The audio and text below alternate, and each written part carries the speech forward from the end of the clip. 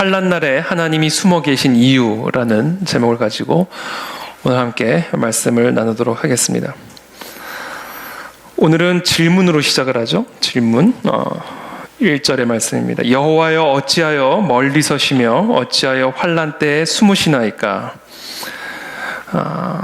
질문입니다. 도대체 하나님은 왜 우리가 환난 가운데 있을 때 멀리 서 계시고 숨으시는 것일까요?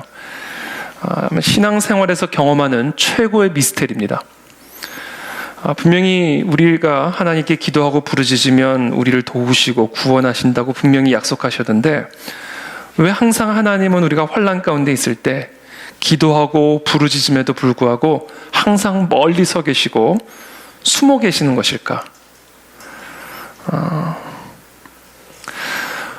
시편의 기자가 지금 당하고 있는 환난은 지금 악인 때문에 당하는 환난입니다.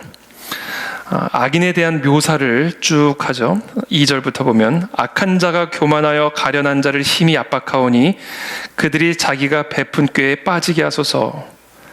악인은 그의 마음에 욕심을 자랑하며 탐욕을 부리는 자는 여호와를 배반하여 멸시하나이다. 악인은 그의 교만한 얼굴로 말하기를 여호와께서 이를 감찰하지 아니하신다 하며 그의 모든 사상에 하나님이 없다 하나이다. 그의 길은 언제든지 견고하고 주의 심판은 높아서 그에게 미치지 못하오니 그는 그의 모든 대적들을 멸시하며 그의 마음에 이르기를 나는 흔들리지 아니하며 대대로 환난을 당하지 아니하리라 하나이다. 도대체 악인들이 이와 같이 교만함으로 의인을 핍박하고 가련한 자들을 압박할 때 하나님은 도대체 왜 멀리 서 계시고 환난 때에 숨어 계시는 것입니까? 저는 오늘 이 본문을 묵상하면서 그 질문에 대한 답을 하나님 앞에서 묵상을 했고요. 오늘 그 답을 여러분들과 함께 나누고자 합니다. 하나님은 왜 환난 가운데 숨어 계시는 것일까? 왜 하나님은 악인을, 나를 괴롭히고 나를 압박하는 이 악인을 심판하지 않고 그냥 내버려 두시는 것일까? 그것이 오늘 시편 기자의 질문이죠. 일단 세 가지 답이 가능합니다. 첫 번째 답이 있습니다. 하나님은 악에 대해서 무관심하기 때문이다가 가능한 첫 번째 답입니다. 하나님이 이와 같이 악인이 나를 압박하는데도 불구하고 가만히 계시고 멀리 서 계신 첫 번째 이유, 가능한 대답. 하나님은 악에 대해서 무관심하기 때문이다 라는 답이 가능하고요. 첫 번째, 물론 그것은 오답입니다. 두 번째 가능한 답이 있어요. 하나님은 악을 심판하실 만한 능력이 없기 때문이다. 그것이 가능한 두 번째 답이죠. 오늘 이 시편의 기자가 이야기하는 것처럼 그의 길은 언제든지 견고하고 주의 심판은 높아서 5절에 말하는 것처럼 그에게 미치지 못하니, 그러니까 하나님의 심판이 그에게까지 미치지 못한다라는 거예요. 그러니까 다 악을 행하는 겁니다. 그러면서 그 악인의 마음에 6절에 나는 흔들리지 않아, 환난을 당하지 않아. 11절에 그가 그의 마음에 이르기를 하나님이 잊으셨고 그의 얼굴을 가리셨으니 영원히 보지 아니하시리라 하나이다. 하나님은 악을 심판하실 만한 능력이 없기 때문에 이 악인이 나를 압박하고 억압할 때 하나님은 저 멀리 서 계시고 숨어 계시는 것이다 라는 것이 가능한 두 번째 답이죠. 이것이 흔히 우리가 생각하게 되는 답들입니다. 그리고 또 이 시편의 기자가 이 한탄 속에서, 이 울음 속에서 알게 모르게 하나님 앞에 하소연하고 있는 마음이기도 하는 거죠. 악에 대해서 무관심한 것입니까 지금? 아니면 지금 도대체 악을 심판할 만한 능력이 없는 겁니까? 이것은 우리가 잘 알다시피 정답이 아닙니다. 세 번째 답이 있어요. 하나님이 악인을 그냥 내버려 두시는, 우리의 삶에 나를 괴롭히는 악인을 가만히 내버려 두시는 이유가 있습니다. 옆에 사람 보지 않게 되기를 바랍니다. 그냥 가만히 내버려 두시는 이유가 있어요. 우리를 위함이다라는 거예요. 가능한 답은 이거 하나밖에 없어요. 하나님은 악에 대해서 무관심한 분이 아니죠. 악을 심판하시는 분이에요. 왜? 거룩하신 분이기 때문에. 그래서 악과 공존이 불가능하신 분입니다. 하나님은 악을 심판하실 만한 능력이 당연히 있으시죠. 하나님 심판자 하나님이시기 때문에 당연히 하나님은 악을 심판할 주권자이십니다. 자, 그럼에도 불구하고 그렇다면 하나님은 왜 악인이 나를 압박할 때, 악을 행할 때 가만히 서 계시는 것일까? 답은 하나예요. 우리를 위함이다라는 거예요. 결국은 그거 외에는 다른 답이 없는 겁니다. 저와 여러분들이 악인으로 말미암아 고통 가운데 있을 때, 환난과 시련을 당할 때, 비록 첫 번째, 두 번째 답이 끊임없이 우리 마음속에 들어올 수는 있지만 그것은 다 틀린 답이에요. 딱 하나, 우리를 위한 것이다라는 사실을 기억하게 되기를 축복합니다. 하나님이 악인을 우리 옆에 붙여주신 이유는 우리를 위함이에요. 하나님이 악인이 나를 압박할 때, 억압할 때, 고통을 줄 때 멀리서 계시는 이유는 우리를 위함입니다. 그 확실한 믿음이 있어야 돼요. 구체적으로 그렇다면 우리의 무엇을 위한 것일까? 우리의 성숙을 위한 것이다. 성숙. 하나님이 악인을 가만히 내버려 두시는 이유, 나를 괴롭히도록 가만히 내버려 두시는 이유는 우리의 성숙을 위함이다라는 겁니다. 여러분, 하나님께서 가장 원하시는 것이 있어요. 하나님이 나를 바라볼 때, 또 여러분들을 바라볼 때 가장 큰 관심을 기울이고 있고 가장 힘을 쓰고 있는 부분이 있습니다. 그것은 바로 우리의 성숙이에요.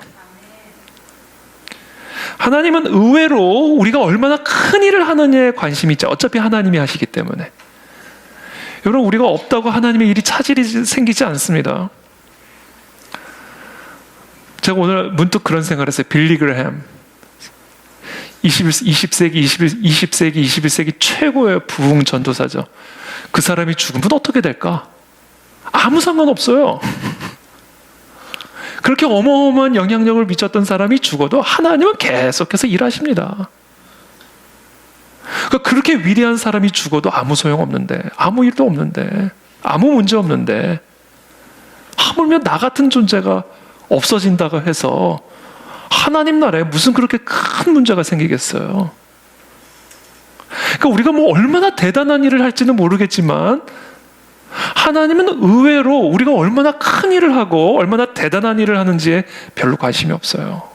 어차피 하나님이 다 하시기 때문에. 하나님이 저 천지 만물을 창조하실 때 우리가 어떤 도움을 드렸어요? 그렇잖아요. 우리가 하나님에게 어떤 도움이 될 수가 있겠습니까? 내가 하나님에게 도움이 된다는 건 큰 착각이에요. 착각이죠. 나 아니면 다른 사람을 통해 쓰실 거다라는 거예요. 나 아니면.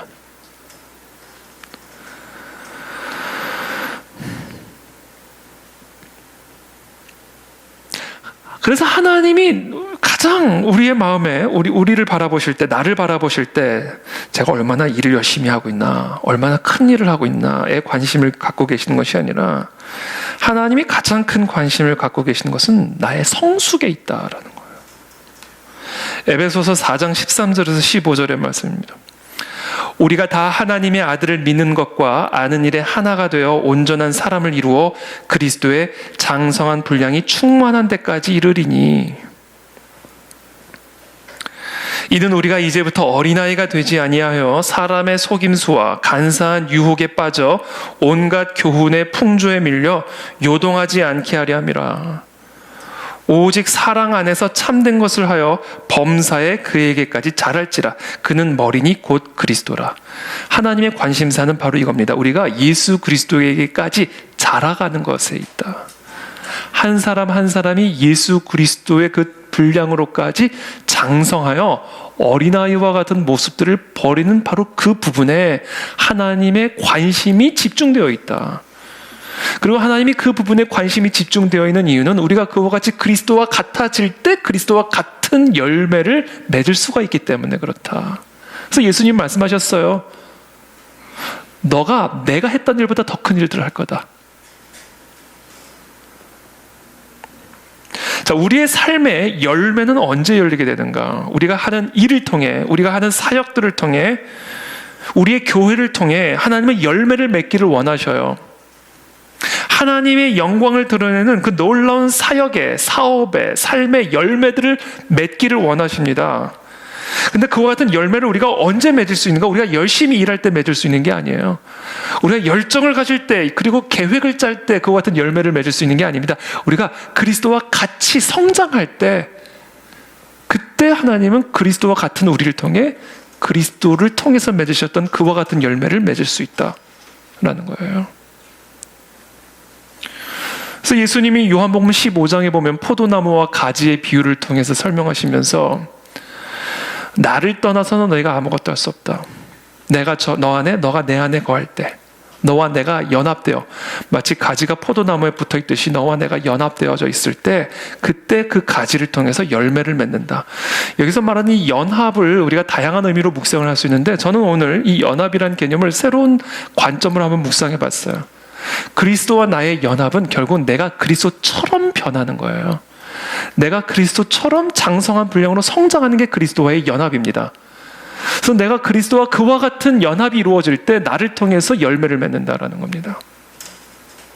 그래서 예수님의 관심사, 하나님의 관심사, 지금 여기 계신 저를 비롯한 여기 계신 우리 모든 한 사람 한 사람을 바라볼 때 하나님의 가장 큰 관심 그리고 가장 힘을 기울이고 있는 부분은 우리를 그리스도로 닮아가게 성장시키는 일이다라는 거예요. 그러므로 당연히 우리의 관심도 바로 거기에 집중이 되어 있어야 된다라는 거죠.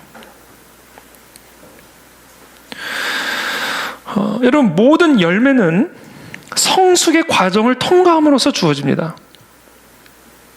우리가 덜 익은 열매를 먹을 수 없죠. 우리가 먹을 수 있는 열매, 정말 따먹을 수 있는 맛있는 포도는 성숙의 과정을 통과해야만 그것이 탐스럽고 먹음직스러운 포도가 될 수가 있는 거예요. 성숙을 하다 말아버린 그런 열매는 먹을 수가 없죠. 그러니까 덜 익은 과일이 돼버리는 거죠. 먹을 수가 없습니다. 이처럼 모든 삶의 열매라고 하는 것은 성숙의 과정을 통과해야만 주어지는 열매예요. 그래서 하나님께서는 우리의 삶을 통해서 열매를 맺게 하시기 전에 먼저 뭐를 시키신다? 성숙을 시키신다. 그리고 성숙을 위해서 우리에게 누구를 붙여주신다? 악인을 붙여주신다. 악인. 이것이 악인이 우리를 고통 가운데 몰아넣을 때, 악인이 우리를 환난 가운데 몰아넣을 때 저 멀리 서 계신 이유예요. 막 도움을 구하는데 저 벽 뒤로 숨어 계신 이유입니다. 그게 성숙을 위해, 그리고 성숙을 통하여 열매를 맺게 하기 위함이다. 혹시 지금 악인으로 말미암아 고통 가운데 계신 분들 계십니까? 저와 여러분들은 성숙 과정 가운데 있다는 걸 믿으시길 축복합니다. 그리고 그 과정을 통해서 열매를 맺게 될 것을 꼭 믿으시길 축복합니다.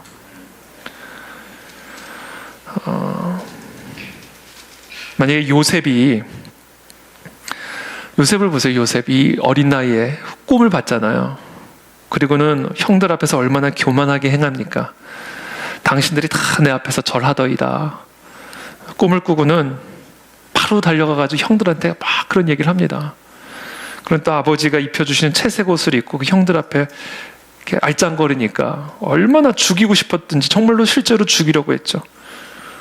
만약에 그 순간 그 꿈과 함께 요셉에게 총리의 자리가 주어졌다.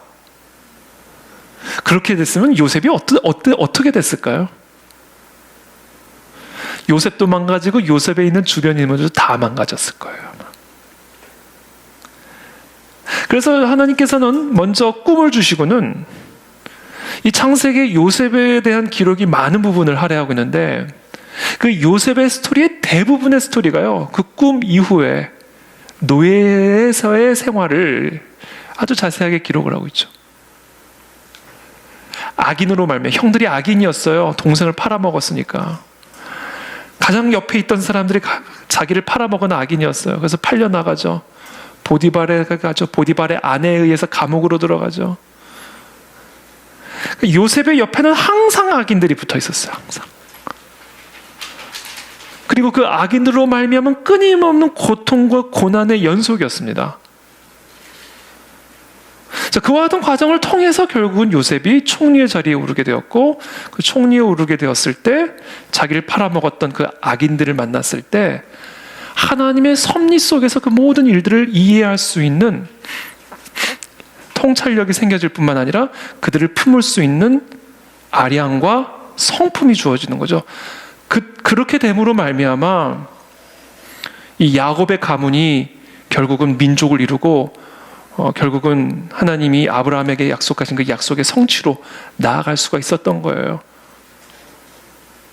이처럼 하나님은 우리에게 꿈을 주시고 또 우리에게 놀라운 열정도 주시지만 그 꿈과 열정으로 열매를 맺게 하시기 위하여 그 과정에, 그리고 그 과정의 상당 부분을 악인과 함께 보내는 시간을 허락하신다라는 거예요.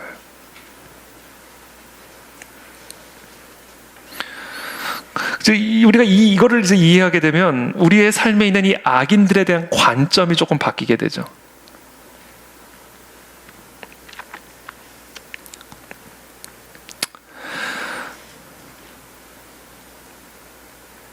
그래서 하나님은 우리의 성숙을 위해서 악인을 사용하신다라는 거예요.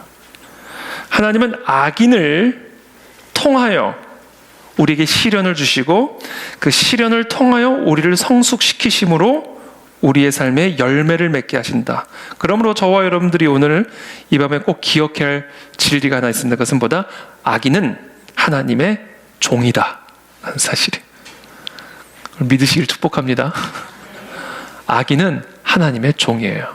우리의 성숙을 위해서, 그리고 열매를 맺게 하기 위해서 우리에게 붙여주신 하나님의 종입니다. 그게 요셉이 나중에 고백하는 고백 아니에요. 당신들이 나를 팔아먹은 게 아니라 하나님이 당신을 통해서 보냈다. 악인은 우리의 성숙을 위해 하나님이 사용하시는 하나님의 종입니다. 자, 그렇다면 하나님은 왜 악인을 통해서 우리를 성숙시키실까요? 하필이면. 이게 오늘 제가 나누고자 하는 아주 핵심적인 주제입니다. 하나님은 도대체 그렇다고 왜 악인을 통해서 나를 성숙시키는가? 여러분 꼭 기억하셔야 돼요. 하나님은요, 악인의 악을 통해서 우리의 악을 죽여요. 이게 하나님이 악인을 통해서 우리를 성숙시키시는 이유입니다. 하나님은 악인의 악을 통해서 내 안에 있는 악을 죽이는 일을 하셔요. 그래서 우리로 하여금 성숙되게 만들어 가신다. 정결하게 만들어 가신다라는 거예요.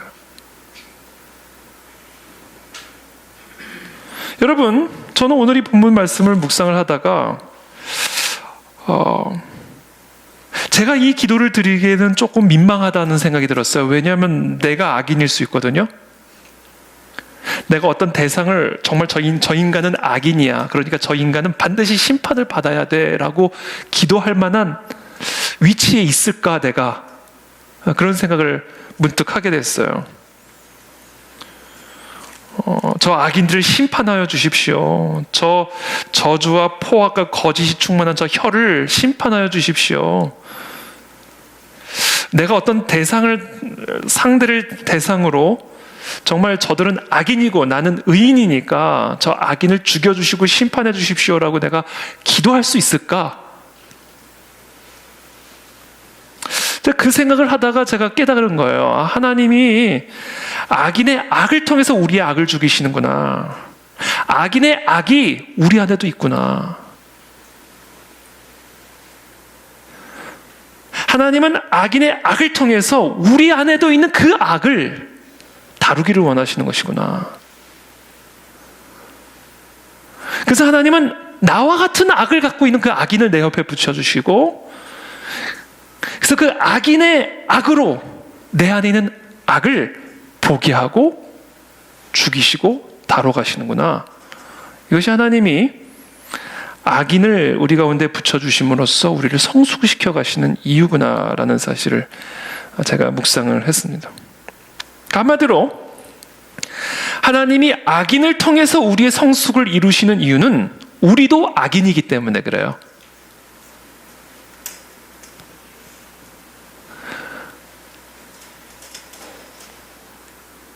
자, 오늘 본문에서 말하는 악인은 누군가?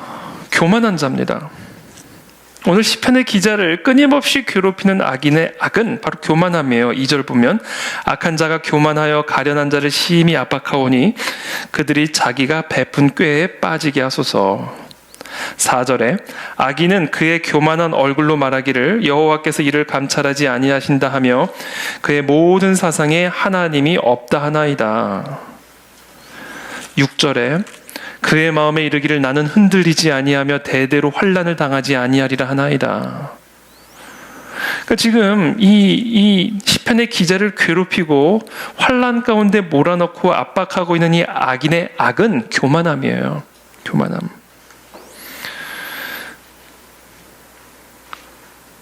그리고 오늘 본문에 보면 그 교만함에서부터 탐욕이 나오고요. 또 거짓과 포악들이 흘러나오게 되는 것을 보게 됩니다. 그러니까 모든 악의 뿌리, 모든 악의 근원은 바로 교만함입니다. 이것이 바로 악인의 악이에요. 그 악이 나를 괴롭히고 있는 겁니다. 근데 놀랍게도 그 악이 나를 괴롭히고 있는데, 나를 괴롭히고 있는 그 괴롭힘이 뭐냐면 나의 그와 같은 악을 괴롭히고 있는 거예요. 그래서 나를 정결하게 지금 만들어가고 계시는 것이다라는 겁니다. 그래서 여러분, 교만하십니까? 여러분 옆에 교만한 자를 붙여주실 것을 믿으시기를 축복합니다. 여러분들이 탐욕스러워서요, 여러분보다 더 탐욕스러워서 여러분들의 피까지 다 빨아먹는 사람을 옆에 붙여놓으실 거예요. 이게 하나님이 우리를 성숙해 하시는 방식이다라는 것을 우리는 이 본문을 통해서 확인하게 됩니다. 하나님은 우리의 악을 다루기 위해서 악인을 붙여주십니다. 그래서 그 악인이 나를 괴롭힐 때 저 멀리 서 계시는 거예요. 저 기둥 뒤에 숨어 계시는 겁니다. 그 악을 소멸시키기 위해. 누구로? 누구를 통해? 그 악인을 통해서.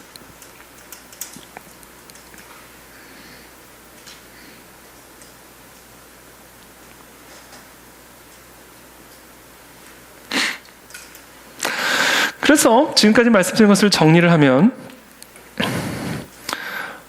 하나님은 악인을 통해서 우리를 성숙시키시는데, 그렇게 하시는 이유는 우리를 괴롭히는 그 악인의 악이 우리 안에도 동일하게 있어서 결국은 우리의 악이 누군가를 괴롭히는 또 다른 악이 되는 거예요. 그게 우리의 현실이다라는 겁니다. 나를 괴롭히는 그 악인의 악이 내 안에도 동일하게 있어서 그 악으로 내가 또 다른 사람을 압박하고 억압하는 악인이다라는 거예요, 내가. 그래서 하나님은 그 악인의 악을 통해서 우리의 악을 보게 하시고 그 악을 소멸시킴으로써 성숙한 사람으로 세워가기를 원하신다라는 거예요. 이게 하나님이 일하시는 방식이다. 그래서 시편 오늘 말이 시편입니다. 시편 12절부터 보면 기도하는 거예요. 이 악인의 이 고통 때문에 하나님께 기도하는 겁니다. 여호와여 일어나옵소서, 하나님이여 손을 두옵소서, 가난한 자들을 잊지 마옵소서. 어찌하여 악인이 하나님을 멸시하여 그의 마음에 이르기를 주는 감찰하지 아니하리라 하나이까. 주께서는 보셨나이다. 주는 재앙과 원한을 감찰하시고 주의 손으로 갚으리 하시오니 외로운 자가 주를 의지하나이다. 주는 벌써부터 고아를 도우시는 이시니이다. 악인의 팔을 꺾으소서, 악한 자의 악을 더 이상 찾아낼 수 없을 때까지 찾으소서. 지금 그 일을 지금 그 악인을 통해서 내 안에서 하고 있는 거예요. 그러니까 지금 이 기도의 응답이 지금 내 안에서 이루어지고 있는 거라는 거예요. 누구를 통해? 악인을 통해. 그러니까 지금 이 시편 기자의 기도가요, 1차적으로 지금 내 안에서 응답되어지고 있는 겁니다, 지금. 악인의 팔을 지금 꺾고 계시는 거예요, 악인을 통해. 악한 자의 악을 더 이상 찾아낼 수 없을 때까지 그렇게 지금 악인을 통해서 나의 팔을 꺾고 계시는 것이다.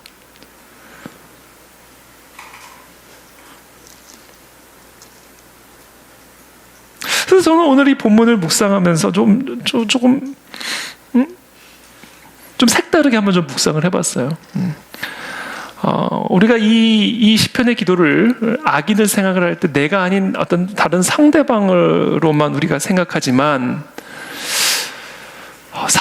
사실은 그 악인의 그 악이 내 안에도 동일하게 있고, 그리고 그 악으로 나도 누군가를 억압하고 압박하는 악인의 위치에 서 있기도 하기 때문에 오늘 시편 기자의 기도, 악인의 팔을 꺾어주시고 악을 더 이상 찾아낼 수 없을 때까지 하나님 일하여 달라고 하는 이와 같은 기도는 1차적으로 악인을 통해서 내 안에서 응답되고 있다. 나의 악을 보게 하시고 그 악으로 말미암아 하나님 앞에 신음하게 하시고, 그래서 하나님의 심판의 종으로 내 옆에 이 악인을 붙여주셨다는 것을 깨닫게 하심으로 말미암아 내 마음, 내 입에서 뭐가 터져 나오게 만든다. 어찌할 거 회개하게 만드신다라는 거. 회개. 그 회개가 내 안에서 터져 나오게 하시기 위해서 하나님은 내 앞에 악인을 붙여주시고 저 멀리 서 계시면서 숨어 계시는 거다라는 거. 저는 오늘 이 밤에 혹시라도 우리의 삶에 이와 같은 악인의 악으로 말미암아 고통 가운데 계신 분들이 있다면 오늘 그 악이 혹시 내 안에도 동일하게 있지 않은지를 한번 점검할 수 있는 밤이 되기를 축복하고, 그것을 발견하게 되어진다면 하나님 앞에 회개하는 밤이 되기를 축복합니다. 거기서부터 성숙이 시작이 된다는 거예요. 성숙.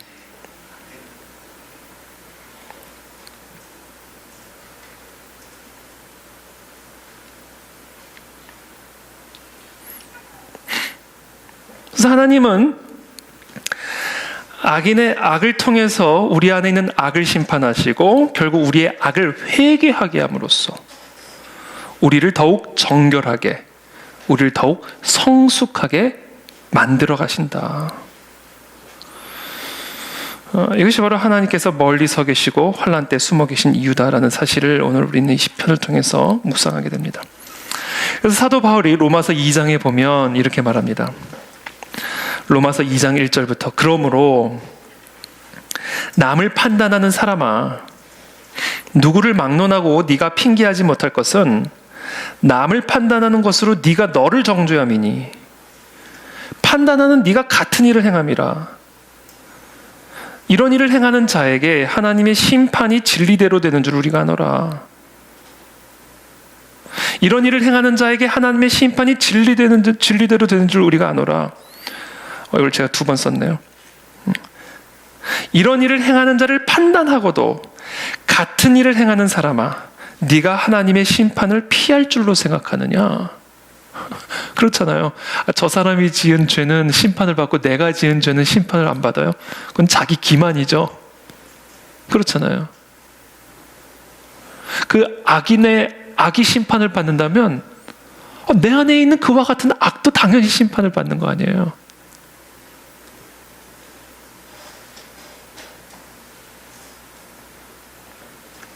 그렇다면 하나님이 왜 즉각적으로 나를 심판하지 않으실까? 제가 알았어요. 하나님이 악인을 왜 즉각적으로 심판하지 않으시는가? 답답하잖아요. 어찌하여 숨어 계시고 어찌하여 멀리 서 계십니까? 답답하잖아요. 심판하지 않고. 그 이유를 알았어요. 내가 죽을까 봐 그러는 거예요.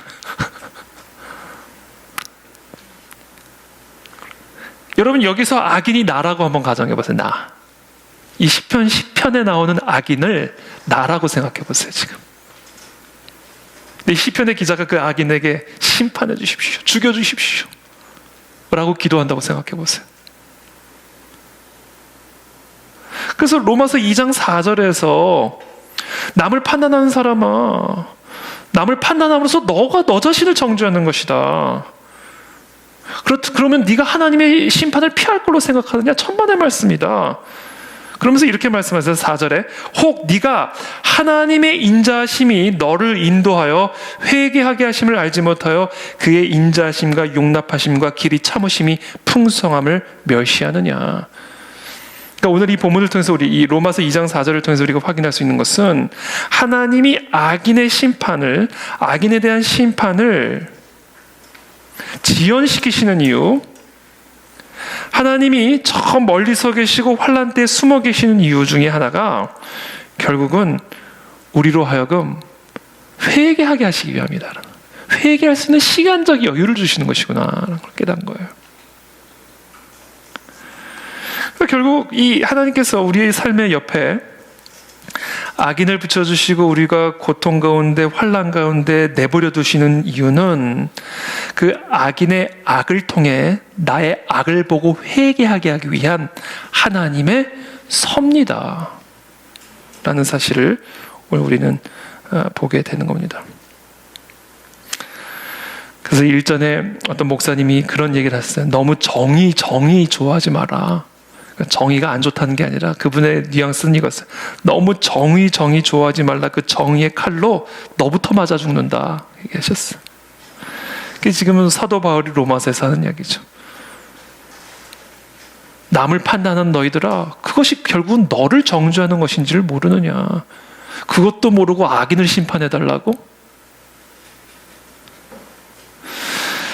그러니까 결국 하나님께서 어떻게 보면 이 모든 이 환난 때 숨어 계시고 이 악인들을 내버려 두시는 이 모든 그 큰 섭리 안에는 결국 우리가 우리 안에 있는 악을 깨닫고 회개에 이르게 하기 위함이다. 이것이 바로 하나님의 목적임을 우리는 보게 됩니다.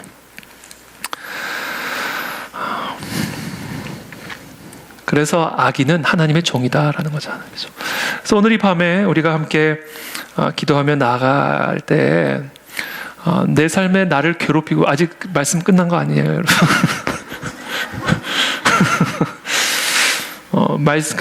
뭐죠? 여러분이 갑자기 막 말씀을 그만 들을 준비를 하시는 것 같아요.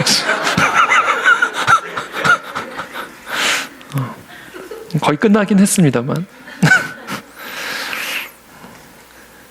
갑자기 제가 잊어먹었잖아요. 무슨 얘기를 해야 되는지.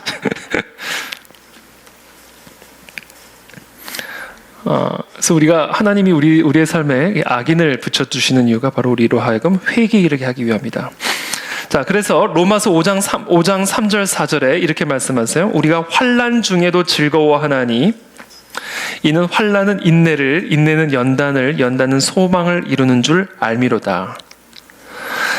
이 환난이 인내를 가져다주고, 인내가 연단을 가져다주고, 연단이 소망의 성취로 나가게 되어 열매를 맺는 삶으로 나가게 되는데, 저는 이 로마서 5장 3절에서 4절 말씀이 우리의 삶에 열매를 맺는 정말 이 영적 원리를 정말 영적인 엑스레이로 쫙 분석해주는 말씀 같아요. 이 말씀 너무 귀한 말씀입니다.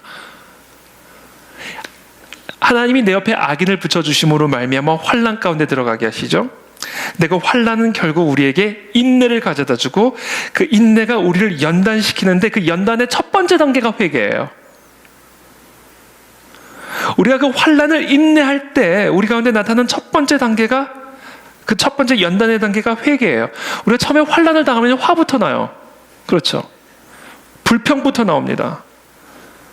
그리고 그 환난을 가져다준 그 대상을 공격하기에 바쁘죠. 그래서 그 환난이 우리로 하여금 회개까지 가게 하기 위해서는 시간이 필요해요. 깊이 인내하는 시간들이 필요하다는 거죠. 그래서 이 환난의 시간이 길어짐으로 그 인내함을 통해서 처음에는 화가 났던 게, 처음에는 불평, 불만으로 가득했던 게, 처음에는 누군가를 공격했던 우리의 마음이 조금씩 회개하는 마음들로 변화되어지고 숙성되어져 가는 것을 경험하게 됩니다. 그래서 지금 로마서 5장 3절의 4절 말씀, 환난은 인내를 가져다주고 인내는 연단을 가져다주는데, 이 연단의 첫 번째 단계가 회개예요.